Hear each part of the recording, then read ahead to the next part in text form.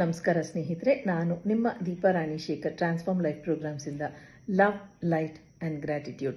ನಾನು ನಿಮ್ಮಲ್ಲಿ ವಿಪರೀತದ ತಲೆನೋವು ಪದೇ ಪದೇ ಬರುತ್ತಾ, ತಲೆ ದಿಮ್ಮಂತ, ತಲೆ ಸುತ್ತೋ ಹಾಗಿದೆಯಾ ಅಂತ ಕೇಳಿದೆ. ಇದು ಮೆದುಳಿಗೆ ರಕ್ತ ಸಂಚಲನೆ ಕಮ್ಮಿ ಇದ್ದು ಪಾರ್ಶ್ವವಾಯುವ ಮುನ್ಸೂಚನೆ ಇರ್ಬೋದು ಅಂತ ಕೂಡ ಹೇಳಿದೆ. ಇದಕ್ಕೆ ನಾನು ಒಂದು ಸುಲಭೋಪಾಯ ಹೇಳ್ಕೊಡ್ತೀನಿ.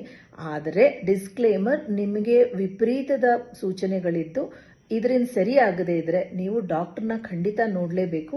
ಟ್ರೀಟ್ಮೆಂಟನ್ನು ಕೂಡ ತಗೊಂಡು ಜೊತೆಗೆ ಇದನ್ನು ಮಾಡಿ.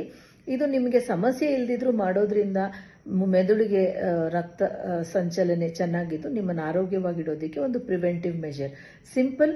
ಹೆಬ್ಬೆಟ್ಟುಗಳನ್ನು ಹೀಗಿಟ್ಕೊಳ್ಳಿ. 4 ಬೆರಳನ್ನು ಬೆಳಗ್ಗೆ ಒಂದು 10-20 ಸಾರ್ತಿ, ಮಧ್ಯಾಹ್ನ ಬೇಕಾದರೆ ಮತ್ತೆ ಸಂಜೆ ಹೀಗೆ ಮಾಡೋದ್ರಿಂದ ನಿಮ್ಮ ಮೆದುಳು ಆರೋಗ್ಯದಿಂದಿರುತ್ತೆ. ನಾನು ನಿಮ್ಮ ದೀಪಾ ರಾಣಿ ಶೇಖರ್, ಟ್ರಾನ್ಸ್ಫಾರ್ಮ್ ಲೈಫ್ ಪ್ರೋಗ್ರಾಮಿಂದ.